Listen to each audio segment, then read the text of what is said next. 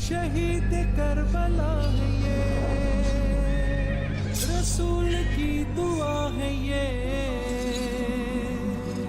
صرف مسلمان کے پیارے ہیں حسین، گرخ نوع بشر کے تارے ہیں حسین۔ انسان کو بیدار تو ہو لینے دو، ہر قوم پکارے گی ہمارے ہیں حسین۔ حسین منی و انا من الحسین، حسین منی و انا من الحسین۔ الحمدللہ رب العالمین والصلاة والسلام علی سید الانبیاء والمرسلین، اللہم صلی علی سیدنا و مولانا محمد وعلی آلہ و اصحابہ وبارک وسلم وصلی علیہ۔ دنیا کے تمام دیکھنے والوں کو، تمام چاہنے والوں، تمام پیار کرنے والوں کو، اور جہاں جہاں تک اس وقت میری آواز کو سنا اور مجھے دیکھا جا رہا ہے، جنید اقبال کی جانب سے انتہائی محبت کے ساتھ السلام علیکم۔ ایک بار پھر ناظرین، محرم الحرام کی خصوصی نشریات ہمارے حسین کے ساتھ میں ہوں آپ کا میزبان جنید اقبال۔ سب سے پہلے اپنے مہمانوں کا تعارف اور اس کے بعد آج گفتگو کا آغاز کریں گے۔ بہت ہی اہم ترین موضوع ہے ناظرین، کربلا۔ بنیادی طور پر اگر میں ایک لفظ کے اندر پرونے کی کوشش کروں تو تسلیم و رضا کی اعلیٰ ترین منزل ہے جسے ہم کربلا کہا کرتے ہیں۔ ہمارے ساتھ ملک کے ممتاز عالم دین بہت ہی خوبصورت گفتگو کرتے ہیں، انتہائی مدلل گفتگو کرتے ہیں، محترم جناب علامہ اسحاق مدنی صاحب تشریف فرمائے۔ آپ کو خوش آمدید، السلام علیکم۔ دوسری شخصیت یقیناً کسی تعارف کے محتاج نہیں، ممتاز اسکالر ہیں، کمال گفتگو کرتے ہیں، محترم جناب حافظ احمد یوسف صاحب ہمارے ساتھ موجود ہیں۔ آپ کو بھی خوش آمدید، السلام علیکم۔ تیسری شخصیت ملک کے ممتاز شناخہ، میرے چھوٹے بھائیوں کی طرح بہت خوبصورت آواز کے مالک ہیں، جناب اسد ایوب صاحب ہمارے ساتھ موجود ہیں۔ آپ کو بھی خوش آمدید، السلام علیکم۔ اور چوتھی شخصیت معروف اسکالر ہیں، بہت ہی خوبصورت گفتگو کرتی ہیں، محترمہ سیدہ ہیرا شیرازی صاحب ہمارے ساتھ موجود ہیں۔ آپ کو بھی خوش آمدید، السلام علیکم۔ بہت شکریہ، وعلیکم السلام۔ ناظرین کرام، یہ جو وجود ہے نا، ہمارا وجود، اس وجود کی بڑی لائبلٹیز ہیں۔ اللہ تعالیٰ نے اس وجود پر بڑی ذمہ داریاں دی ہیں۔ انسان وہ ہے جو ان لائبلٹیز کو سمجھ لے اور پھر ان لائبلٹیز سے مبرہ ہونے کی کوشش کرے، اور مبرہ ایسے نہ ہو کہ اس سے صرف نظر کرے بلکہ اس کو نبھانے کی کوشش کرے۔ اعلیٰ ترین مثال اگر تاریخ کے پنوں میں تلاش کروں صاحب، تو ایک مثال ایسی نظر آتی ہے جو جد الانبیاء کی صورت میں ہے۔ یعنی اگر میں کہوں کہ ٹوٹل سبمیشن کی جو فلسفی ہے، اس کو اگر چند ایک جملوں کے اندر سمجھنے کی کوشش کریں تو آئیے ذرا مل کر حضرت ابراہیم علیہ السلام کی بارگاہ میں چلتے ہیں کہ اللہ کی طرف سے یہ حکم آ چکا ہے کہ ابراہیم، اے میرے پیارے ابراہیم، اپنے پیارے اسماعیل کی قربانی دے دو۔ یعنی باپ سے کہا گیا کہ بیٹے کو ذبح کر دو۔ وہاں پر کوئی اف اگر مگر بٹ نہیں ہے کہ یا اللہ یہ کیسا حکم ہے۔ یہی حکم لے کر جب اسماعیل علیہ السلام کے پاس گئے، اپنے شہزادے کے پاس، تو وہاں سے بھی کوئی سوال نہ ہوا کہ بابا جان یہ کیسا حکم ہے، آپ میری گردن پہ چھری چلائیں گے؟ نہیں، بلکہ فرمایا کہ جو حکم اللہ نے دیا ہے آپ کر گزریے، آپ مجھے صابرین میں پائیں گے۔ یعنی تسلیم کی اعلیٰ ترین منازل اس منزل پہ فائز ہیں حضرت ابراہیم علیہ السلام، حضرت اسماعیل علیہ السلام، بلکہ آدم علیہ السلام سے لے کر نبی کریم صلی اللہ علیہ وآلہ وسلم تک آپ دیکھیے صاحب، ایک ایک نبی تسلیم کی ایسی اعلیٰ ترین منزل پر فائز ہے صاحب کہ اسے اللہ کی رضا اس طرح سے ملی کہ اللہ ان سے راضی ہو گیا اور وہ اللہ سے راضی ہو گئے۔ اور پھر آئیے صاحب، آئیے، کیوں نہ تاجدار کائنات صلی اللہ علیہ وآلہ وسلم کا تذکرہ پاک ہو، کیونکہ ہمارا تو ذکر شروع ہی ان سے ہوتا ہے اور ختم ہی انہی پہ ہوتا ہے۔ یعنی کائنات کے خزانوں کی کنجیاں جن کے دست مبارک میں ہو، کائنات کے خزانوں کی کنجیاں اللہ تعالیٰ نے صرف ان کے دست مبارک میں نہیں دی، بلکہ ان کو اتھارٹی بنا کے بھیجا کہ جس کو جو چاہیں عطا کر دیں، اللہ تبارک و تعالیٰ اس کو وہ عطا کر دے گا۔ اب ذرا ان مبارک حجروں کی حالت دیکھیے صاحب کہ جن میں کئی دن تک چولہے نہیں جلا کرتے تھے۔ فخر اختیاری کا عالم یہ تھا کہ سرور دو جہاں صلی اللہ علیہ وآلہ وسلم اختیاری طور پر بھوک اور پیاس کو برداشت کیا کرتے تھے، لیکن تسلیم کی اعلیٰ ترین منزل پر فائز تھے۔ کیوں؟ اس لیے کہ تمام انبیاء کرام علیہ السلام پر پریشانیاں آئیں، وہ آزمائشوں سے گزارے گئے۔ چونکہ امام الانبیاء کا تاج آپ کے سر اقدس پہ تھا، تو سب سے زیادہ پریشانیوں سے، مصیبتوں سے اور آزمائشوں سے آپ نے گزرنا تھا اور اللہ کی رضا میں راضی رہنا تھا۔ اور پھر کیوں نہ صاحب سیدہ پاک کا ذکر پاک ہو کہ جن کی تربیت سرور دو جہاں صلی اللہ علیہ وآلہ وسلم نے کیسی فرمائی۔ کئی ایک مثالیں سیدہ پاک کی حیات طیبہ میں ملتی۔ ایک مثال آپ کے سامنے رکھ دیتا ہوں صاحب کہ سیدہ پاک چکی چلاتی ہیں، یہاں تک کہ اس چکی کی وجہ سے، اس کو چلانے کی وجہ سے آپ کے دستہائے مبارک میں مبارک چھالے پڑ جاتے ہیں۔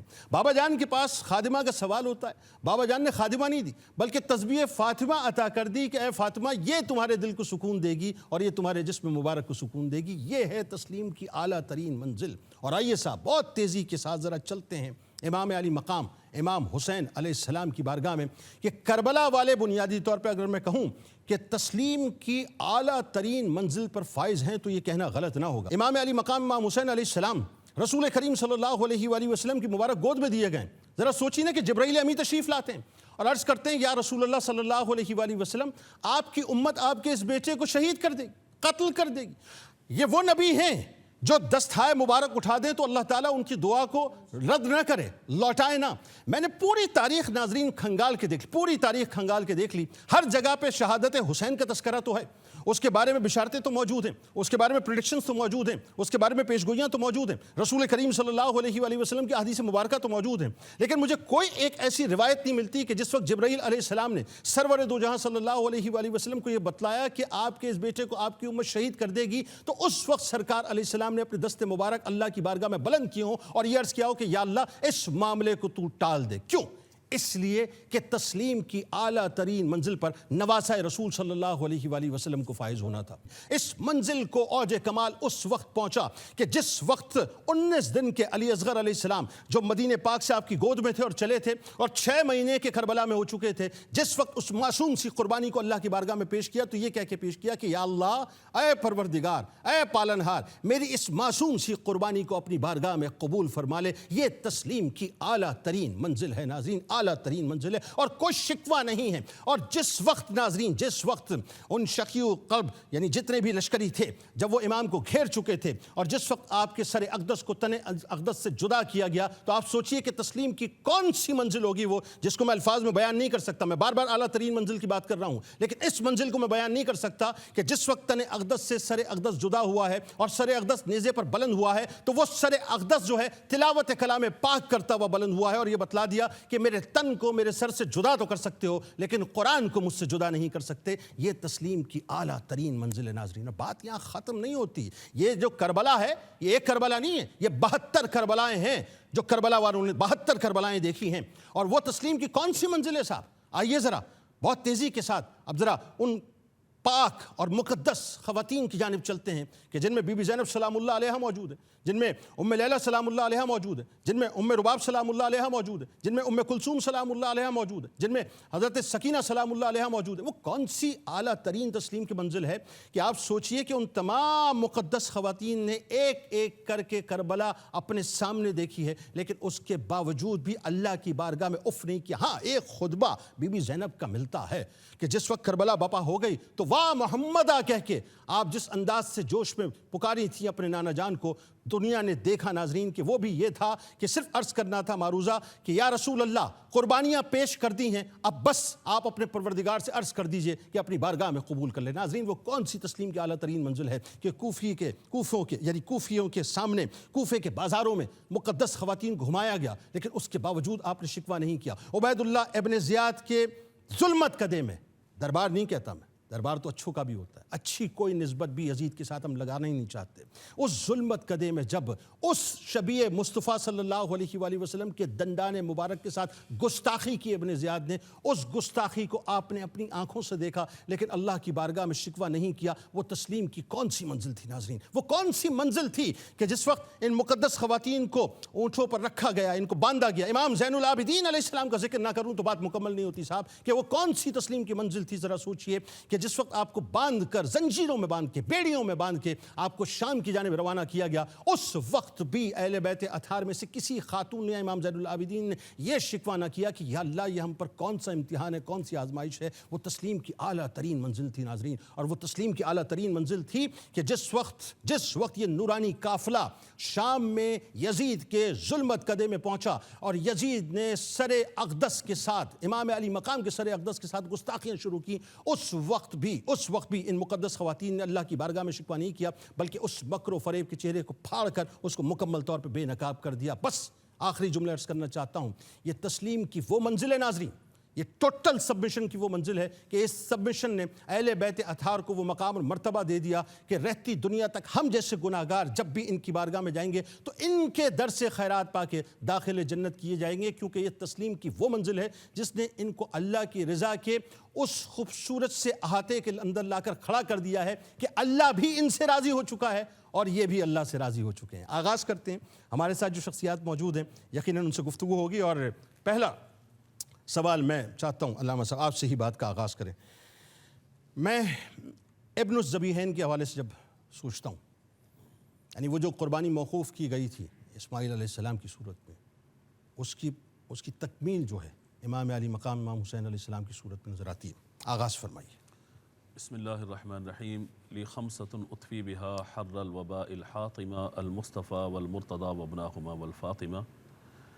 دیکھیے، تسلیم و رضا کے موضوع پر آپ نے ابن الذبیحین کے حوالے سے بات کی ہے.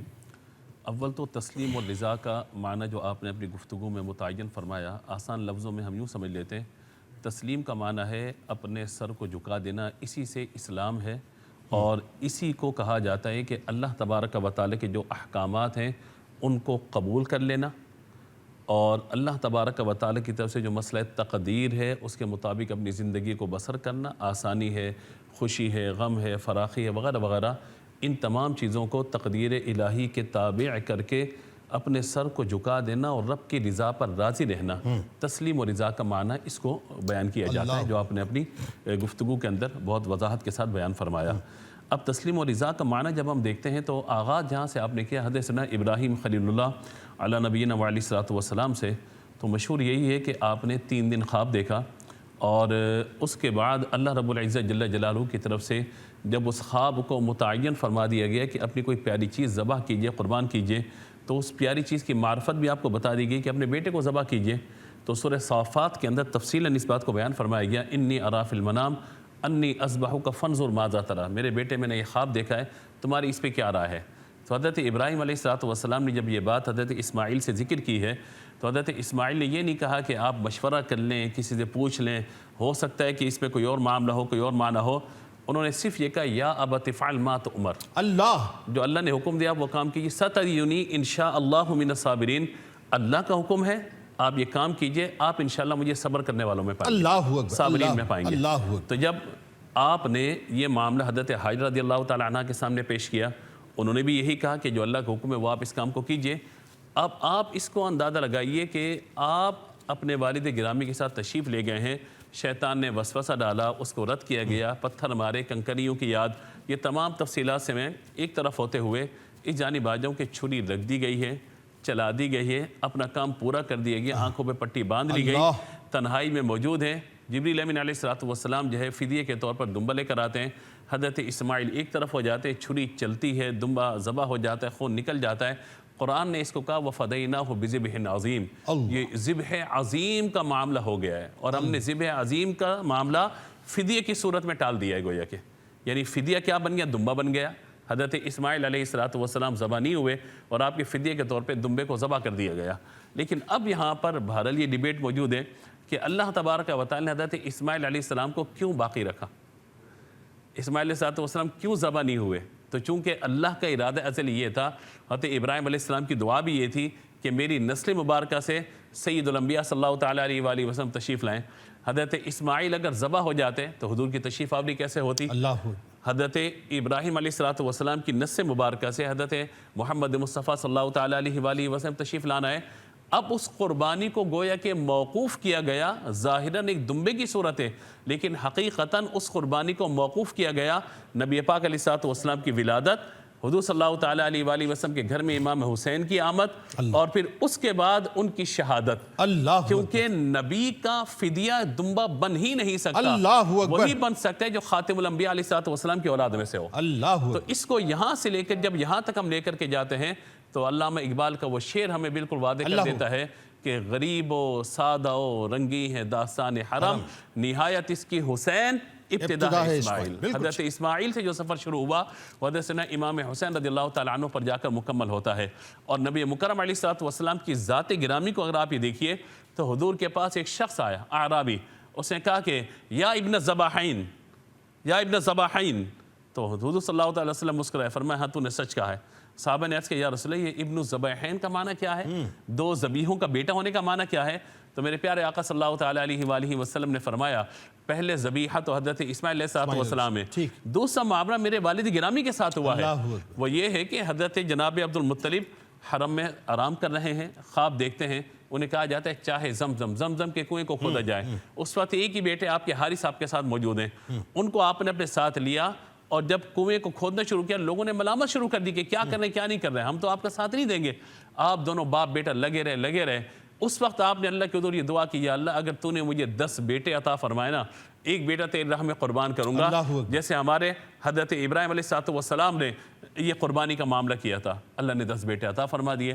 اب جب قرآن دادی ہوئی, حضرت عبداللہ کا نام نکل آیا, سب سے چھوٹے بیٹے ہیں. کہا کہ عبداللہ اور وجیح بھی ہیں, حسین و جمیل بھی ہیں, پیشانی میں حضور صلی اللہ تعالیٰ علیہ وآلہ وسلم کی جو نبوت کا نور ہے وہ چمک رہا ہے آپ کی پیشانی کے اندر. اب عرب کے لوگ آ گئے سامنے, نہیں ہم ذبح نہیں کرنے دیں گے. تو کہا پھر کیا کہ کہا دیت دی جائے. ایک معبرہ خاتون سے جو خیبر میں تھی اسے معلوم کیا, اسے کہا بھی آپ کے یہاں دیت کیا ہے, یعنی جان کا بدلہ کیا ہے؟ کہا 10 اونٹ ہیں. کہا بس ٹھیک ہے, عبداللہ کا نام ڈالیں قرے میں, اور یہاں پر جو ہے وہ 10 اونٹ ڈالیں. اگر نام قرہ عبداللہ کے نام نکلتا چلا, اونٹ کی تعداد بڑھاتے چلے جاؤ. 10 ہوئے, 20 ہوئے, 30 ہوئے, یہاں تک کہ جب 100 اونٹ ہوئے, قرہ نکل گیا اونٹوں کے نام پر. حضرت عبد المطلب نے کہا نہیں, اب میں 3 مرتبہ قرہ ڈالوں گا, کہ اپنے مطلب کا نکلا تو فوراً کر لیا جائے نا, 3 مرتبہ ڈالوں گا تاکہ اللہ کی رضا کیا ہے میرے علم میں آ جائے. 3 مرتبہ قرہ ڈالا, 3 مرتبہ قرہ. حضرت عبداللہ کے بجائے اونٹوں کے نام نکلا, آپ نے ان کو ذبح کیا, اور اس طریقے سے عبداللہ رضی اللہ تعالیٰ عنہ کو اللہ تبارک و تعالی نے باقی رکھا. اور یہ فدیہ 100 اونٹ کا آپ ہی کی وجہ سے, جی آپ کی وجہ سے مقرر ہوا, اور امت کے اندر اس کو دیت کو باقی رکھا گیا. اب یہاں پہ میں صرف 1-2 باتیں عرض کرنا چاہتا ہوں, وہ یہ کہ تاکہ بات مکمل ہو. آپ دیکھیں حضرت ابراہیم علیہ السلام حضرت اسماعیل کو تنہائی میں لے کر گئے, میدان میں لے کر کے گئے, وہاں کوئی دیکھنے والا نہیں ہے. لیکن جب امام حسین رضی اللہ عنہ کی شہادت کا معاملہ ہے تو وہاں پہ مجمع کثیر موجود ہے, تاکہ خلافت و ملوکیت کا فرق بالکل واضح کر دیا جائے. دوسرا یہ ہے کہ حضرت اسماعیل علیہ السلام کے ذبح ہونے سے نفع و نقصان کا کس کا کوئی تعلق نہیں تھا, لیکن یہاں قیامت تک باقی رکھنا تھا کہ وہ ایک ذبیحہ ہونا تھا, اور اس ذبیحے سے اللہ نے اسلام کو زندگی عطا فرمانی تھی. تو اسی طریقے سے آپ چیزوں کو ترتیب دیتے چلے جائیے تو آپ کا اندازہ ہو جائے گا کہ جو ذبح عظیم کا معاملہ اللہ تعالیٰ نے سیدنا امام حسین رضی اللہ تعالیٰ عنہ پر مکمل فرمایا, وہ شان مصطفیٰ صلی اللہ تعالیٰ علیہ وآلہ وسلم بھی ظاہر ہوتی ہے, امام حسین رضی اللہ تعالیٰ عنہ کی شان بھی ظاہر ہوتی ہے, اور یہ بھی ظاہر ہو جاتا ہے کہ اسلام زندہ ہوتا ہے ہر کربلا کے. بالکل. اب اس میں ایک بڑا اہم ترین نقطہ, وہ علامہ صاحب کی گفتگو سے آ گیا سامنے. ابراہیم علیہ السلام سے اس وقت پوچھنے والا کوئی نہیں تھا, یا وہ تھا یا وہ تھے, یا وہ تھا یا وہ تھے. اس کا حکم تھا, یہ سر تسلیم خم کرنے والے تھے. جب کوئی پوچھنے والا نہیں تھا تو ڈینائی بھی کر سکتے تھے, لیکن یہ جانتے تھے ٹوٹل سبمیشن اسی کا نام ہے, صرف باہر سے سبمٹ نہیں کیا جاتا بلکہ اندر سے بھی سبمٹ کیا جاتا ہے. یہ معاملہ امام علی مقام کے ساتھ تھا. آپ یہ دیکھیے, بظاہر تو ظاہر ہے دیکھنے والے لوگ تھے, لیکن اگر آپ چاہتے تو خاموشی کے ساتھ کوئی ایگریمنٹ کر سکتے تھے, ہے نا, مطلب آپ کوئی لیوریج لے سکتے تھے, لیکن آپ نے ایسا نہیں کیا. تو تسلیم کی اعلیٰ منزل کی میرا خیال ہے ابتدا ہی جو ہے وہ ٹوٹل سبمیشن سے ہوتی ہے, کہ کوئی دیکھنے والا ہو نہ ہو, اللہ تو دیکھ رہا ہے, اللہ کو جو ہے مکمل طور پہ سبمٹ کرنا ہے. بالکل. بسم اللہ الرحمن الرحیم. اللہم صلی وسلم وبارک علیہ. تسلیم و رضا, مفتی صاحب نے بڑے خوبصورت انداز میں اس کے معنی کی وضاحت کی, اور آپ نے بھی بار بار اس بات کا ذکر کریں کہ ٹوٹل سبمیشن تسلیم و رضا ہے. حضرت شیخ عبد القادر جیلانی علیہ الرحمہ نے تسلیم و رضا کو جس انداز سے بیان کیا ہے, میں اسے پیش کرنا چاہوں گا. 3 درجات علماء نے بیان کیے ہیں. نمبر 1 یہ کہ عطا پر شکر اور منع پر صبر, یعنی اگر کوئی چیز عطا ہو, کوئی چیز ملے, نعمت ملے تو شکر کرنا, اور اگر کوئی نعمت نہ ملے, روک دی جائے, موقوف ہو جائے تو صبر کرنا. یہ پہلا مرتبہ ہے. دوسرا مرتبہ کیا ہے کہ عطا پر شکر, نعمت ملی شکر کیا, نعمت رکی منع پر بھی شکر, یہ دوسرا مرتبہ ہے. اور تیسرا مرتبہ کیا ہے, عطا پر شکر, کہ کوئی نعمت ملی شکر کیا, اور منع پر بھی شکر, لیکن اس شکر کو محبوب جاننا. کیوں؟ کیونکہ اللہ تبارک و تعالیٰ نے اگر یہ نعمت روکی ہے تو اسی میں اللہ کی رضا ہے اور میں اس پر راضی ہوں. اور اس میں ایک پہلو شاید یہ بھی تو ہے نا کہ عطا پر ایثار کرنا, اور نہ عطا کیا گیا ہو تو اس کے اوپر شکر کرنا. جی. تو جنید بھائی, آپ نے جو بات بیان کی نا کہ چاہتے تو ایگریمنٹ بھی کر لیتے, چاہتے تو رک بھی جاتے, یعنی کوئی بھی چیز ہو سکتی تھی. میں اس کو تھوڑا ایک اور پہلو سے یوں بھی بیان کرنا چاہوں گا کہ اگر آپ کربلا کا میدان دیکھیں تو وہاں امام حسین کی کچھ دعائیں قبول ہوئیں. مثال کے طور پہ ایک شخص نے آپ کو ایذا دی تو آپ نے اللہ تعالیٰ سے دعا کی کہ اے اللہ اسے عذاب میں مبتلا فرما. اس شخص کو بچھو نے ڈنک مارا اور وہ لشکر کے سامنے, یزیدی لشکر کے سامنے تڑپ تڑپ کے اسی وقت مر گیا۔ پھر اسی طرح ایک شخص نے آپ کو طنز کیا، جب پانی بند ہوا نا تو طنز کیا کہ جی آپ کے پاس تو پانی بھی نہیں ہے۔ امام حسین نے اس کے لیے بھی جو ہے وہ اللہ تبارک و تعالیٰ سے دعا کی، عذاب کی۔ اللہ تبارک و تعالیٰ نے اس دعا کو پورا فرمایا اور وہ شخص پیاسا مرا، یعنی وہ پانی پیتا رہتا تھا لیکن کیا ہوتا تھا، اس کی پیاس نہیں بجھتی تھی اور وہ پیاسا ہی لشکریوں کے سامنے چلا گیا۔ اللہ واقعات ہمیں ملتے ہیں کربلا کے میدان میں کہ جہاں امام حسین دعا فرما رہے ہیں اور اللہ تبارک و تعالیٰ آپ کی دعا کو قبول فرما رہا ہے، لیکن دوسری طرف جنید بھائی ہم دیکھتے ہیں کہ امام حسین پیاس کو برداشت کر رہے ہیں، اللہ امام حسین اس ظلم و ستم کو برداشت کر رہے ہیں۔ پانی کو روک دیا گیا ہے، کہا گیا نا کہ اگر آپ اشارہ کرتے تو پانی سارا باہر آ جاتا۔ امام حسین کا مقام و مرتبہ اتنا بلند و بالا تھا کہ اگر آپ اللہ تعالیٰ کے حضور دعا کے لیے ہاتھ اٹھا دیتے وہ سارا لشکر اسی وقت تباہ و برباد ہو جاتا، لیکن آپ کا صبر کرنا یہ کیا ہے، یہ تسلیم و رضا کی اعلیٰ منزل ہے۔ آپ دیکھیں نا نبی کریم علیہ السلام کا وہ سفر طائف دیکھیں کہ آپ علیہ السلام نے جو ہے وہ دعائے ضرر نہیں ان کے لیے فرمائی، اور یہاں امام حسین ہے کہ آپ بھی ان کے لیے جو ہے وہ دعا نہیں کر رہے، لیکن یہاں معاملہ کیا ہے کہ آپ یہ بتا رہے ہیں کہ اللہ تبارک و تعالیٰ نے ہماری قسمت میں، ہماری تقدیر میں جو لکھ دیا ہے ہم اس پر راضی ہیں اور ہم اس کے لیے دعا نہیں کریں گے۔ اور پھر جیسا کہ تفصیل اس پر بیان ہوئی کہ انہوں نے بعد میں کوئی شکوہ بھی نہیں کیا، اور یہ رضا کی اعلیٰ ترین منزل ہے۔ اور آخر میں جنید بھائی میں ایک بات یہ کہنا چاہوں گا کہ یہ تسلیم و رضا کی منزل پر بندہ پہنچتا کب ہے؟ اللہ تبارک و تعالیٰ فرماتا ہے یثبت اللہ الذین آمنوا بالقول الثابت، ہم اپنے قول پر انہی لوگوں کو ثابت قدمی عطا فرماتے ہیں جو ایمان لاتے ہیں۔ نبی کریم علیہ السلام نے فرمایا نا کہ ایمان کی حلاوت اسے نصیب ہوتی ہے جو اللہ اور اس کے رسول سے سب سے زیادہ محبت کرتا ہے۔ تو پتہ کیا چلا، اللہ اور اس کے رسول سے سب سے زیادہ محبت ہوگی تو ایمان مضبوط ہوگا، ایمان مضبوط ہوگا تو تسلیم و رضا کا مقام و مرتبہ مل جائے۔ بہت خوبصورت، بہت خوبصورت، بہت رچاؤ کے ساتھ آپ نے گفتگو فرمائی، اللہ آپ کو سلامت رکھے۔ اور سیدہ صاحبہ یہ بیسیکلی یہ سب کیسے ہے اور کیوں ہے؟ ایک سوال پیدا ہوتا ہے نا، جیسا بھی آپ نے فرمایا کہ دشمنوں نے گستاخیاں کی، آپ نے اللہ کی بارگاہ میں دعا کی، انہوں نے اپنا انجام اس وقت دیکھ لیا۔ وہی بات مطلب آپ کے بابا جان تو جب ابرو سے اشارہ فرماتے ہیں فرات کو تو فرات جو ہے وہ کئی فٹ بلند ہو جاتا ہے، تو آپ کے اختیار میں تو سب کچھ تھا، لیکن آپ نے ایسا نہیں کیا۔ کیوں نہیں کیا؟ اس لیے نہیں کیا جو میں سمجھتا ہوں کہ نبی کریم صلی اللہ علیہ وآلہ وسلم، آپ کے نانا جان اور آپ کے گھرانے کے جو جتنی بھی ہستیاں، جتنی بھی منور ہستیاں ہیں، سب کی تعلیمات میں تسلیم و رضا بڑا ہی ایک نمایاں پہلوؤں میں نظر آتا ہے۔ اس پر ذرا گفتگو کیجئے کہ رچاؤ تو سارا وہی ہے نا، وہ تسلیم پہ پہلا قدم رکھتے تھے اور رضا کی آخری منزل پہ ہوتے تھے۔ بتائیے۔ اعوذ باللہ من الشیطان الرجیم، بسم اللہ الرحمن الرحیم، الحمدللہ رب العالمین، ثم الصلاۃ والسلام بتحیت والاکرام علی سید الانبیاء والمرسلین وخاتم النبیین وصاحب اللواء الحمد والمقام المحمود، صاحب کوكب دری وصاحب وقار سکینہ، المدفون بارض المدینہ، جد الحسن والحسین مولانا المصطفى الامجد المحمود الاحمد العبد المعید عنی مصطفیٰ ابو القاسم محمد۔ میں اس ذکر میں اپنا حصہ شامل کروں تو یوں آغاز کروں کہ مقتل شے کی زمیں خون سے تر ہو کے رہی، مقتل شے کی زمیں خون سے تر ہو کے رہی، زندگی اپنے ہی سینے کی سپر ہو کے رہی، اور نوک نیزہ کی بلندی تھی کہ سر ہو کے رہی، اور ظلم کے ابر چھٹے دی کی سحر ہو کے رہی، اور جبر کا نام و نشاں بھولا ہوا خواب ہوا، جبر کا نام و نشاں بھولا ہوا خواب ہوا، صبر شبیر کے سجدے سے ظفر یاب ہوا۔ اللہ میں کیا عرض کروں کہ امام حسین علی مقام کا جس طرح سے آپ نے ذکر کیا تسلیم و رضا کی کس منزل پر فائز ہیں، اور یقیناً یہ وہی تربیت ہے جس کا جو پس منظر پیش کری امام حسین علی مقام کی شخصیت کا۔ ہمیں اس سبق کو پڑھنا ہے، لیکن اس سبق کو پڑھنے کے لیے کربلا جانا پڑے گا، کیونکہ کربلا سے ہمیں للہیت ملے گی، استقامت ملے گی، صبر و استقلال ملے گا، استقامت علی الدین ملے گی، توکل علی اللہ ملے گا۔ کربلا کی منزلوں میں ہم دیکھیں تو رسول اللہ صلی اللہ علیہ وآلہ وسلم کے کردار کی، ان کی تربیت کی عکاسی کرتے ہوئے نظر آتے ہیں۔ ایک منزل ہوتی ہے صبر، اس سے اوپر کی منزل ہے وفا، اس سے اوپر کی جو منزل ہے وہ رضا۔ امام حسین منزل صبر پر، منزل وفا پر، منزل رضا پر دکھا رہے کہ میں اللہ کی منشا پر راضی ہوں۔ اللہ اکبر، سبحان اللہ، بہت خوبصورت گفتگو۔ اسد بھائی اس موقع پہ کوئی کلام؟ صلی علی نبینا،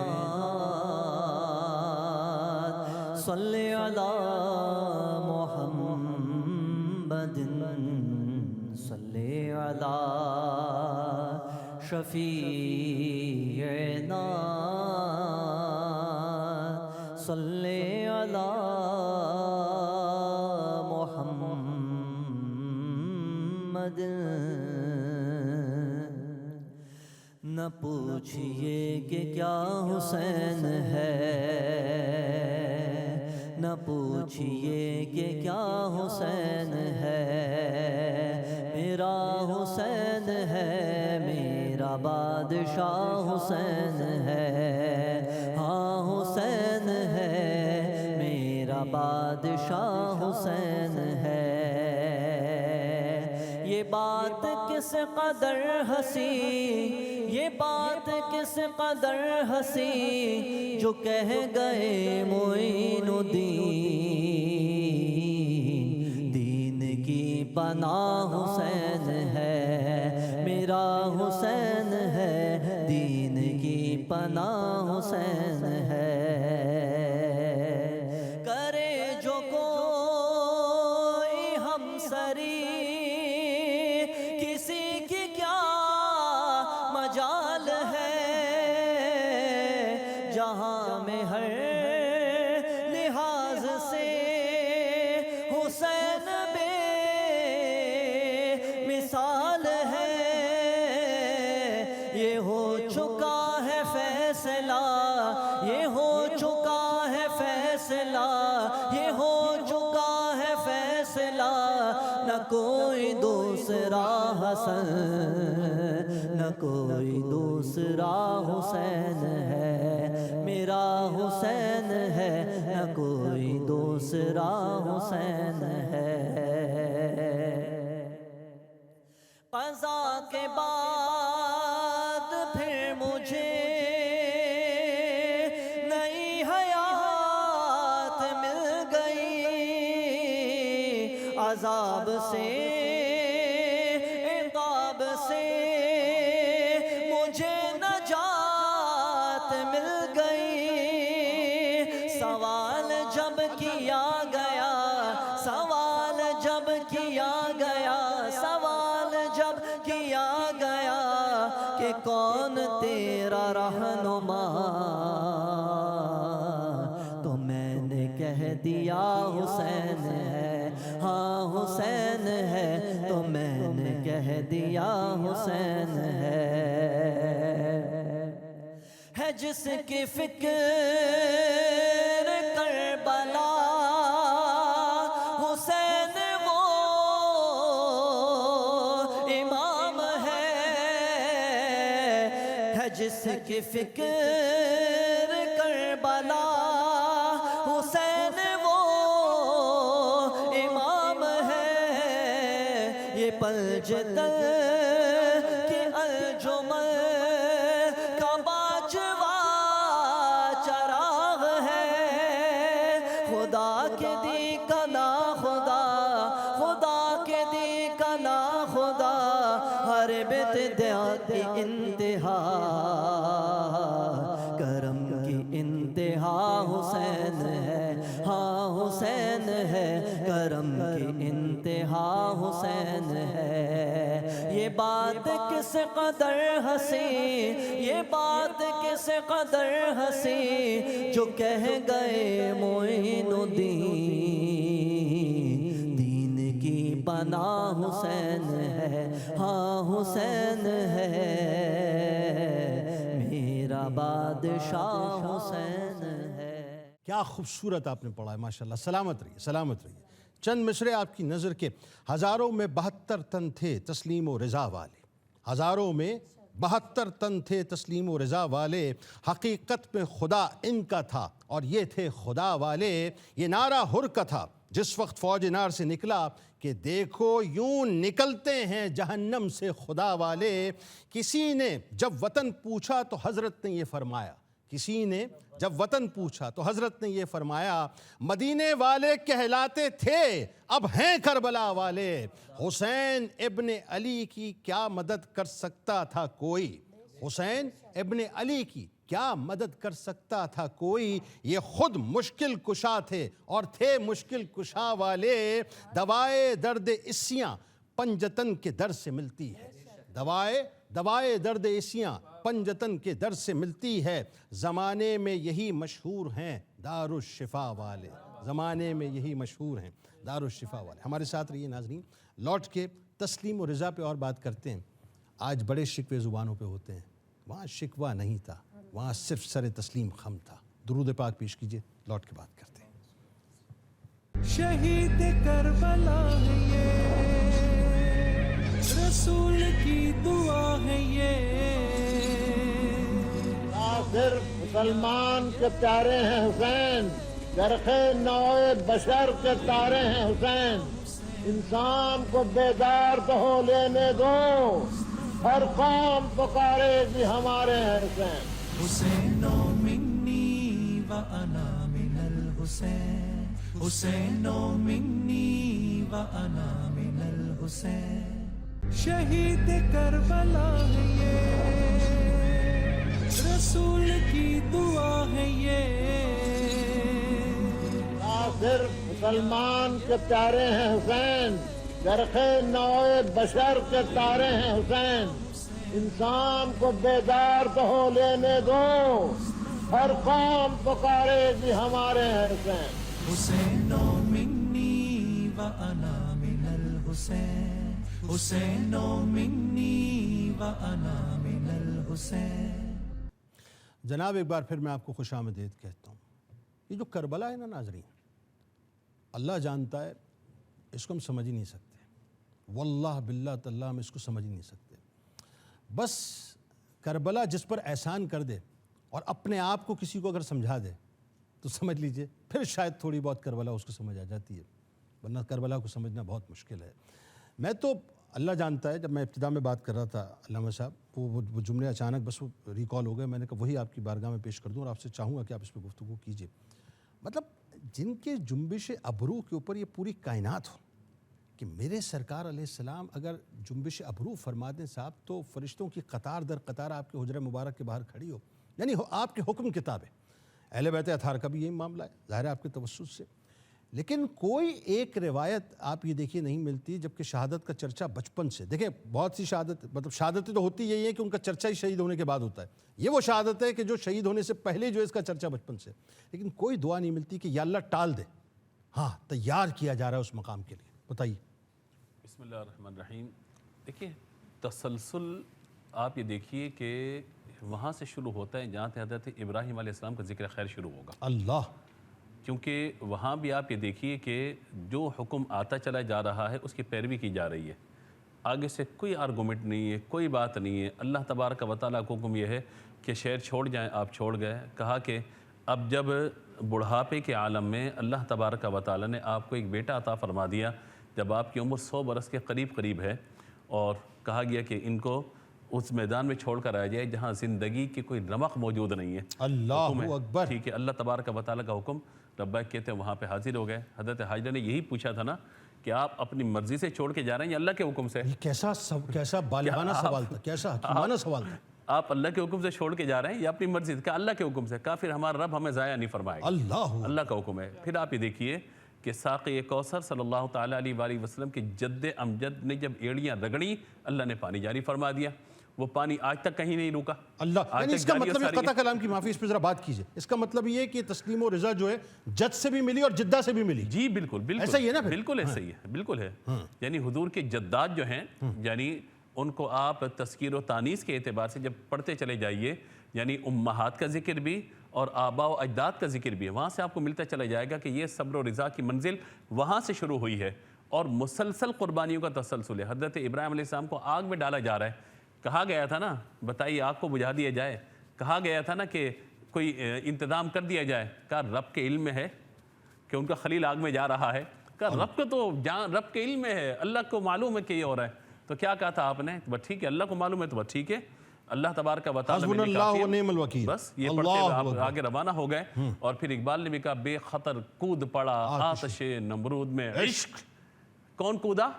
عشق، عشق کودا ہے، عقل ہے محو تماشا لب بام۔ ابھی عقل کہتی کیسے جاؤں، عشق کہتے جب رب کا حکم ہے چلے جاؤ۔ اللہ، اس کی رضا ہے نا، اس کی منزل ہے، اور رضا کی جو منزل ہے وہ یہی تو ہے کہ آپ یہ کیجئے. ان سب چیزوں کے باوجود آپ دیکھیے کہ ذبح کرنے کا معاملہ راضی ہو گئے اس پر, اللہ کا حکم ہے. اور اس کے بعد آگے تعمیر کعبہ. اب ظاہر تعمیر کنسٹرکشن کا معاملہ آپ کے جسم کی توانائی کا تقاضا ہے کہ آپ اس میں کیجئے. بڑھاپے میں آ کے حکم دیا جا رہا ہے ابراہیم کعبے کو تعمیر کرو. یا اللہ جو تیرا حکم ہے شروع کر دیا. کون ہے؟ حضرت اسماعیل پتھر لا رہے ہیں, حضرت ابراہیم تعمیر کر رہے ہیں. اور پھر اوپر کیسے تعمیر کریں؟ پتھر خود ہی بلند ہو گیا. اور پھر وہ استعارہ نشانی کیسے بنا کہ وَاتَّخِذُوا مِن مَقَامِ ابراہیم مُصَلَّى. قرآن ان کی تعریف بیان کر رہا ہے کہ یہ حضرت ابراہیم و اسماعیل جو ہے وہ کعبے کی بنیاد رکھ رہے ہیں اور کعبے کی تعمیر کر رہے ہیں. ان سب چیزوں کے باوجود آپ یہ دیکھیے کہ پھر آپ نے جب یہ سارے معاملات ہو گئے, اب جب سارے کام اللہ تبارک و تعالیٰ کے حکم سے آپ نے کر لیے, اب دعا کے لیے ہاتھ اٹھایا. اور وہ بھی اپنے لیے نہیں مانگی, کعبے کی آبادی کے لیے مانگی, وہاں کے پھل فروٹ کے لیے مانگی, وہاں پہ امن کے لیے دعا مانگی, وہاں کی معیشت کی بہتری کے لیے دعا مانگی. اپنے لیے کیا مانگا؟ اپنے لیے تو کچھ بھی نہیں مانگا آپ نے. اور پھر یہ کہا کہ یا اللہ جب تو نے بھیجنا ہی ہے اپنے محبوب کو, تو اب یہ عرضی ہے کہ یا اللہ تیرے حکم پہ سارے کام کیے میں نے. یہ عرض ہے کہ ربنا وبعث فیہم رسولا منہم یتلو علیہم آیاتک ویعلمہم الکتاب والحکمۃ ویزکیہم. آنا تو انہوں نے ہے ہی, لیکن میری نفس مبارکہ سے ان کو بھیج دیں. اللہ تعالیٰ نے آپ کی دعاؤں کو قبول فرما لیا. یہاں پر ایک لمحے کے لیے ہم ٹھہرے ہیں. پہلے اللہ کی مانیں, پھر اللہ تعالیٰ آپ کی دعائیں قبول کرے گا. حضور صلی اللہ تعالیٰ علیہ وآلہ وسلم کی اپنی ذات پر جو آزمائشیں آئی ہیں, حضور نے ان کے بھی ٹل جانے کی دعا نہیں کی ہے. اور جب میں اس کو یہاں سے جوڑ دوں تو بات میری مکمل ہو جائے گی. حضرت ابراہیم بھی گود میں بیٹھے ہوئے, حضرت حسین بھی بیٹھے ہوئے گود میں, اللہ اکبر, دونوں بیٹھے ہوئے یہاں پر. اب حکم آ گیا, ایک رہے گا ایک نہیں رہے گا. تو آپ نے کہا کہ حسین باقی رہیں, ابراہیم کو اللہ تعالیٰ اپنی بارگاہ میں قبول فرما لے. تو گویا کہ میں کہتا ہوں کہ امام حسین پہ قربان ہونے والے میں جو پہلے ہیں وہ نبی پاک علیہ الصلوۃ والسلام کے حقیقی فرزند ہیں کہ حضور نے ان کی قربانی دی ہے. تو یہاں سے سفر شروع ہوتا ہے. اور اس کے بعد آپ دیکھیے کہ حضرت ابراہیم علیہ الصلوۃ والسلام کو جب حکم دیا نا حضرت اسماعیل کو ذبح کرنے کا, ان کی پیدائش کے ساتھ ہی دے دیا گیا تھا. وہ اس وقت 3 دن پہلے خواب آیا اور اس کی معرفت اور پھر ساری چیزیں بیان کی گئیں. لیکن حضرت امام حسین کی پیدائش کے ساتھ ہی ساری چیزیں موجود ہیں. لیکن آپ نے جو ذکر کیا کہ دعا نہیں کی, دعا نہ کرنے کا معاملہ یہی ہے کہ آج ہمارے پاس ایک اختیار ہوتا. نبی پاک علیہ الصلوۃ والسلام نے بھی اپنے نواسے کے ساتھ یہ معاملہ ٹل جانے کی دعا کی تھی. ہم بھی دعا کر لیں. امام حسین نے کرامات کربلا میں دکھا دی, ہم بھی کرامات دکھا دیں. پھر اللہ کا دین معجزات اور کرامت پہ کھڑا ہوا ہوتا, شخصی قربانی پہ کھڑا ہوا نہ ہوتا. اسی لیے آج اگر کوئی چاہتا ہے کہ کرامتیں ہو جائیں, معجزات ہو جائیں, وہ الگ باتیں ہیں, لیکن میدان عمل میں آنا پڑے گا, تب جا کر کی چیزیں بہتر ہوں گی. آج آپ دیکھیے کہ دنیا میں مسلمان ممالک جل رہے ہیں اور ہم میدان عمل میں نہیں آ رہے. ہم صرف باتیں کر رہے ہیں, مذمتیں کر رہے ہیں, جی ابابیلوں کا انتظار کر رہے ہیں, معجزات انتظار کر رہے ہیں. حضرت امام حسین آگے بڑھے تھے, آگے بڑھ کر جب پہنچے ہیں, چاہے وہ صحابہ کرام کی آپ جماعت دیکھ لیں یا اہل بیت اطہار کا معاملہ دیکھ لیں, جب فضائے بدر پیدا کریں گے تب اللہ تبارک و تعالیٰ کی تبھی فرشتے نصرت کو اتریں گے نا, ورنہ کہاں سے اتریں گے. ایک بات جو بڑی اہم اس پورے موضوع میں وہ یہ ہے, آپ فراموش نہیں کر سکتے اس بات کو کہ ایک طرف تو ظاہر ہے امام علی مقام, چونکہ ظاہر ہے آپ بنیادی طور پہ لیڈر آف کربلا ہیں, بلکہ کیونکہ یہ لیڈر آف مسلمز ہیں, کسی کو اس میں رائے نہیں ہے, تو آپ کا تو کردار یہ بنتا تھا. امام تھے نا, عام نہیں تھے. عام ہوتے تو بات اور تھی, امام تھے تو امام کا تو کردار یہ بنتا ہے. لیکن امام کے گھرانے کے جو لوگ ہیں, امام کے جو اصحاب ہیں, بلکہ ننھے علی اصغر بھی صبر کی اس منزل پر ہیں. وہی بات کہ اللہ کی رضا جو ہے پھر کیسی ان کے ساتھ ہمیں نظر آتی ہے. کہیں کسی گھر والے نے, ایون کسی باہر والے نے بھی جو ہے یہ شکوہ نہیں کیا کہ امام کہاں لا کے آپ نے ہمیں کھڑا کر دیا ہے. ہر ایک نے یہ کہا کہ ہمیں وہ موت آ جائے کہ جو آپ کے مطلب غیر موجود, ہمیں مطلب وہ زندگی نہیں چاہیے کہ آپ کی غیر موجودگی میں ہو. ذرا بتائیے اس بارے میں. بسم اللہ الرحمن الرحیم. میں نے جہاں گفتگو کا اختتام کیا تھا میں وہیں سے آغاز کرنا چاہوں گا کہ جو تسلیم و رضا کا جو مقام و مرتبہ ہے یہ ملتا ہی تب ہے جب بندے کا ایمان مضبوط ہوتا ہے. اور بندے کا ایمان مضبوط اس وقت ہوتا ہے جب وہ اللہ اور اس کے رسول صلی اللہ علیہ وآلہ وسلم سے ٹوٹ کر محبت کرتا ہے, تو ایمان کی حلاوت نصیب ہو جاتی ہے. اب جب ایمان کی حلاوت نصیب ہو گئی, جب ایمان مضبوط ہو گیا, تو پھر قرآن کیا کہہ رہا ہے, احسب الناس ان یترکوا ان یقولوا آمنا وہم لا یفتنون, کہ کیا لوگوں نے یہ سمجھ لیا ہے کہ وہ ایمان لے آئیں گے اور یہ کافی ہو جائیں گے اور ہم انہیں آزمائش میں مبتلا نہیں کریں گے. تو یہ تو تمام مسلمانوں سے وعدہ ہے کہ انہیں آزمائش آئے گی. اب کیا ہے کہ جو جس درجے کا مسلمان ہے, جس کے دل میں جس درجے کا ایمان ہے اس کے لیے آزمائش اتنی ہی زیادہ ہے۔ آپ دیکھیں نا، ایک صحابی رسول نبی کریم علیہ السلام کی بارگاہ میں آئے اور انہوں نے عرض کی کہ یا رسول اللہ، میں آپ سے اور اللہ تعالیٰ سے بہت زیادہ محبت کرتا ہوں۔ تو نبی کریم علیہ السلام نے کیا کہا کہ ٹھیک ہے، پھر آزمائشوں کے لیے تیار ہو جاؤ۔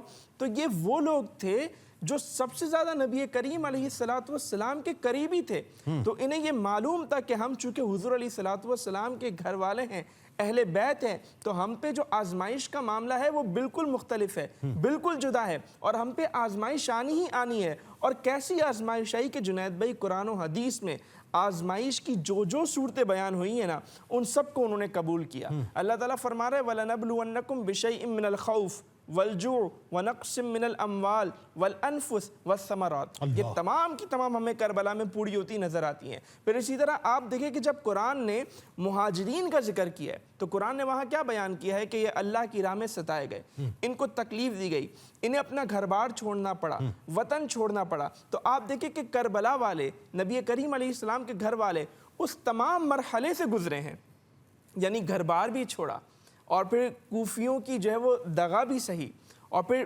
کربلا میں ایک جو ہے وہ خوف کا بھی ایک منظر ہے، اور پھر دیکھ رہے ہیں کہ سامنے ان کے اپنے ہی بچے اللہ کی راہ میں قربان ہو رہے ہیں، پھر پانی روک دیا گیا، کھانے پینے کا معاملہ جو ہے وہ بند کر دیا گیا۔ تو یہ تمام کی تمام جو آزمائشیں ہیں انہوں نے سہی، اور یہ کیوں سہی؟ اس وجہ سے صحیح کیونکہ وہ نبی کریم علیہ السلام سے سب سے زیادہ کلوز تھے۔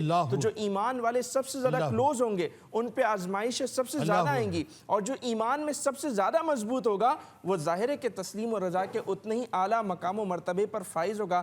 رضا کا جو ایک درجہ ہے وہ کیا ہے کہ بندے کو پتا ہو مجھ پر یہ مصیبت آنی ہے، یہ آزمائش آنی ہے، لیکن وہ اس کو ٹالنے کے لیے دعا نہ کرے۔ رضا کا دوسرا درجہ کیا ہے کہ وہ آزمائش آ جائے اور اسے بندہ بخوشی قبول کرے۔ اور رضا کا تیسرا درجہ کیا ہے کہ وہ آزمائش قبول بھی کر لے اور اس کے بعد شکوہ و شکایت بھی اپنی زبان پر نہ لائے، بلکہ شکر ادا کرے، شکر ادا کرے۔ سبحان اللہ۔ تو ظاہر ہے کہ یہ تمام چیزیں اہل بیت سے اگر نہیں ہو سکتی تو کس سے ہو سکتی تھی؟ کیونکہ وہی ظاہر نبی کریم علیہ السلام کے سب سے اللہ اکبر۔ وہ جو بابا جان کا ایک جملہ کہ میں رب کعبہ کی قسم میں کامیاب ہو گیا، وہ پہلی ضرب جو لگی تھی، ایسا لگتا ہے کہ اس کامیابی کو اگر میں کربلا کے میدان میں جا کے تلاش کروں تو وہ کامیابی اپنے اوج پر نظر آتی ہے امام علی مقام امام حسین علیہ السلام کی صورت میں۔ اور اس میں بھی سیدہ صاحبہ آپ ذرا گفتگو کیجئے، چونکہ ظاہر آپ خاتون ہیں اور آپ کی موجودگی سے فائدہ اٹھاتے ہوئے یہ انصاف نہ ہوگا کہ اگر میں ان خواتین کا تذکرہ نہ کروں جو کہ کربلا میں موجود ہیں۔ یعنی تسلیم و رضا کے پیکر تو امام علی مقام ہیں، لیکن آپ یہ دیکھیے کہ امام کی اگر آپ زوجہ کی بات کریں، مطلب ازواج کی بات کریں، تو وہ تسلیم و رضا کی پیکر نظر آتی ہیں۔ آپ یہ دیکھیے بی بی زینب کی بات کریں، ان کی بہن کی، کہ جو ایک لمحے بھی بھائی کی صورت کو ادھر ادھر ہونے نہیں دیتی تھی، وہ تسلیم کی پیکر یعنی ننھی سکینہ جو آپ کے سینہ اتھر کے اوپر سوتی تھی اور آپ کی دعائے شب کا جو ہے نتیجہ تھی، وہ بھی تسلیم کی پیکر نظر آتی ہے۔ بتائیے ذرا کیا ذکر کروں ان خواتین کا۔ آپ نے بی بی زینب سلام اللہ علیہا کا ذکر کیا، روح وفا مزاج حیا پہ کرے حجاب، اللہ، وہ جس کے سائے سے بھی گریزاں تھا آفتاب، لیکن گہن میں دیکھ کے زہرا کا ماہتاب، آیا کچھ اس طرح سے طبیعت میں انقلاب، بعد از حسین صبر کا عکاز بن گئی، بنت علی جلال میں عباس بن گئی۔ اللہ اکبر۔ ہم دیکھتے ہیں کہ یہ وہی تسلسل ہے تربیت کا۔ حضرت جناب خدیجہ سلام اللہ علیہا، بی بی سیدہ فاطمہ الزہرا سلام اللہ علیہا، پھر حضرت بی بی زینب سلام اللہ علیہا، بی بی ام کلثوم سلام اللہ علیہا۔ ہم دیکھ رہے ہیں خاتون کو سمجھا جاتا ہے کمزور ہوتی ہے، وہ بہت اندر سے حساس ہوتی ہے، لیکن ہم دیکھ رہے ہیں علی کی بیٹی للکار حیدری میں خطاب کر رہی ہیں، جس کے لہجے کے گھن گرج نے علی کی ذوالفقار والا کام کیا اسے زینب عالیہ کہتے، جس کی خطبے کی دھار نے عباس کی تلوار والا کام کیا انہیں زینب عالیہ کہتے ہیں۔ ہم دیکھ رہے ہیں مقام کربلا میں جہاں لاشیں بکھرے ہوئے ہیں، ایک عام خاتون کو دیکھیں اور ایک وہ جو خانواد رسالت کی خواتین ہیں جن کے نام ابھی آپ نے لیے، کہ کیا مقام ہے، لاشیں بکھرے ہوئے ہیں۔ بی بی زینب سلام اللہ علیہ، امام حسین علی مقام جو شبیہ مصطفیٰ ہیں، جو رسول اللہ کی آنکھوں کی ٹھنڈک ہیں، جو صحابہ کرام کے دلوں کے سرور ہے، ان کو اٹھا رہی ہیں، ان کے لاشے کو ایسے بلند کیا، اللہم ھذا تقبل منا ھذا قلیل القربان، پروردگار ہماری اس قلیل سی قربانی کو اپنی بارگاہ میں قبول و منظور فرما لے۔ میں نے تجھ سے زیادہ حسین نہیں پایا، کائنات میں کسی کو اپنے رب کو کہہ رہی ہیں۔ ہم دیکھتے ہیں بی بی زینب سلام اللہ علیہا جب جاتی تھی دربار میں تو آپ اکیلی نہیں ہوتی تھی، بی بی کے ساتھ پورا ایک ٹولہ تھا خواتین کا جن کے نام تاریخ ڈھونڈنے سے قاصر ہے، لیکن وہ بہت ساری خواتین تھی جو بی بی کے ساتھ رہتی تھی۔ جب بی بی دربار میں جاتی تھی تو شہزادیوں کی طرح جاتی تھی، بالکل ایسے خواتین کے حلقے میں ہوتی تھی۔ میدان کربلا میں تاریخ کہتی ہے کہ وہ خواتین بی بی کے ساتھ موجود ہوتی تھی، بی بی ان کے ساتھ مرثیے پڑھتی تھی، ان کے ساتھ نوحے کرتی تھی اور وہ بی بی کو اپنے حلقے میں لے لیتی تھی۔ پھر ابن زیاد کی طرف سے حکم آیا ہوا تھا کہ ان کی پشت کے اندر، ان کی کمروں میں، یعنی خاتون آپ سوچئے کہ وہ جو ساتھ دینے والی خواتین تھی، خانوادہ رسالت کے علاوہ بات کر رہی ہوں کہ جاؤ ان کی پشت کے اندر نیزے گرم کرو، انہیں چبھو، ان کی کمر میں مارو تاکہ یہ ان کا ساتھ چھوڑ کر چلی جائے۔ وہ چلی جاتی تھی، پھر واپس چیلے کے پیچھے سے گھوم کر آ جاتی تھی۔ وہ یہ بات سمجھنے سے قاصر تھے کہ جو ان کے در پر آ کر جھک جاتے ہیں انہیں خریدا نہیں جا سکتا، وہ دار پر چڑھ جاتے ہیں لیکن ان کا ساتھ نہیں چھوڑتے، وہ ان کا ذکر کرنا نہیں چھوڑتے۔ نہ صرف بی بی زینب سلام اللہ علیہ خطبات دیتی تھی، امام علی علیہ السلام کی بیٹی جناب ام کلثوم، آپ نے ابن زیاد جس کو آپ نے ظلمت قدا کہا، بہت اچھا لفظ استعمال کیا، جب دربار میں پہنچی تو بی بی ام کلثوم نے انتہائی فصیح و بلیغ زبان میں للکار حیدری میں خطبہ دیا، اور ایسا خطبہ دیا کہ لوگ اپنی داڑیاں نوچ رہے تھے، اپنے منہ پہ تماچے مار رہے تھے کہ ہمیں خبر ہی نہیں تھی، ہم اتنے غافل تھے کہ ہم سے کتنا بڑا گناہ ہو گیا۔ ہم دیکھتے ہیں کہ وہ خواتین جن میں جناب ام رباب سلام اللہ علیہ جنہوں نے اپنی پوری نسل امام حسین علی مقام پر مقصد خدا کے لیے، مشن اللہ کے لیے قربان کر دی۔ 2 بچے آپ کے، ایک حضرت صغیر شہزادے علی اصغر علیہ السلام، دوسری حضرت بی بی سکینہ سلام اللہ علیہ جن کا بھی آپ نے تذکرہ کیا، امام حسین کی سینے پہ سونے والی، امام حسین کے سکون کا باعث، تسکین کا باعث، سکینہ جو اسلام کے سکون کا باعث ہو، تسکین کا باعث ہو اسے حسین کہتے ہیں، جو حسین کے تسکین کا باعث ہو اسے سکینہ کہتے ہیں۔ مولا کے سینے پر آپ سوتی تھی۔ بی بی انتہائی فصیح و بلیغ زبان میں، ایک بچی 4 سال کی، آپ تصور کیجئے کہ جیسے ہی مولا حسین کا سر نیزے پر بلند ہوا، انتہائی فصیح و بلیغ زبان میں عربی میں بی بی نے خطبہ کہا، 4 سال کی بچی نے، جس کے نتیجے میں آپ کو پہلا تماچا لگا۔ یہ جب جاتی تھی بیبیاں تو وہ جس کے اندر ممتا ہوتی ہے نا، وہ ایک انقلاب برپا کرتی ہے۔ جو شام کی خواتین ہوتی تھی، جب بی بی زینب کے ساتھ ساتھ ایک بچی ہوتی تھی، بی بی سکینہ سلام اللہ علیہ، وہ بی بی کو دیکھتی تھی تو کہتی تھی کہ قیدیوں میں ایک بچی بھی ہے، انقلاب برپا کیا علی کی پوتی نے، حسین کی بیٹی نے۔ وہ ساری جمع ہو کر آ جاتی تھی بی بی سکینہ کے پاس، اور بی بی ان کو کربلا کی کہانی سناتی تھی، ہر مقام پر بتاتی گئی ہیں کہ ہم خادمات رسالت ہیں، عام لوگ نہیں ہیں۔ جس طرح سے ابھی بات کی گئی، کائنات میں پہلی مرتبہ تو ایسا ہوا، اور آپ کا وہ سوال کہ کیوں دعا نہیں کی، دعا اس لیے نہیں کی گئی کہ ظلم کرنے والوں نے ظلم کی انتہا کی، انہوں نے شان مظلومیت دکھائی۔ یوں کہیے کہ ظلم کرنے والوں نے ظلم کی انتہا کی اور صبر کرنے والوں نے صبر کی انتہا کی، شان مظلومیت دکھائی۔ کائنات میں پہلی مرتبہ ایسا ہوا، پانی ہار گیا، پیاسے جیت گئے، ظلم ہار گیا، مظلوم جیت گئے۔ اور جناب ام رباب، حضرت ام البنین جو حضرت عباس علیہ السلام کی والدہ، پوری نسل انہوں نے امام 4 شہزادے دے دیے، مدینہ پاک میں موجود تھیں، بالکل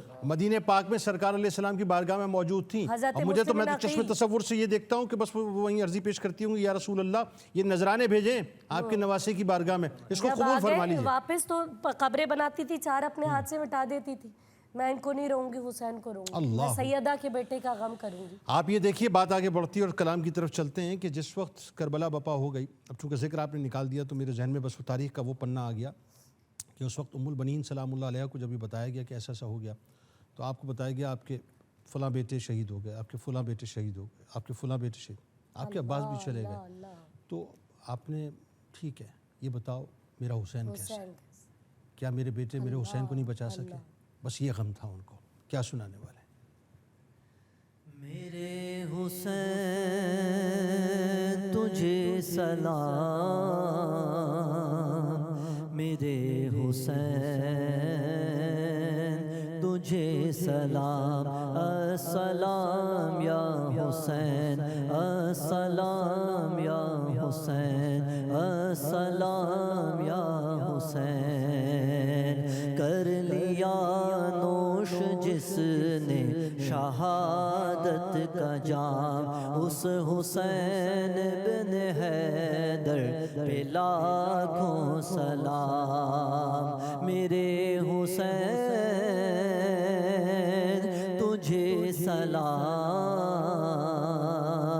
میرے حسین تجھے سلام السلام یا حسین السلام یا حسین جس کو دھوکے سے کوفے بلایا گیا جس کو بیٹھے بٹھائے ستایا گیا زہر بھائی کو جس کے پلایا گیا جس کے بچوں کو پیاسا ستایا گیا اس حسین بن حیدر پہ لاکھوں سلام السلام یا حسین السلام یا حسین السلام یا حسین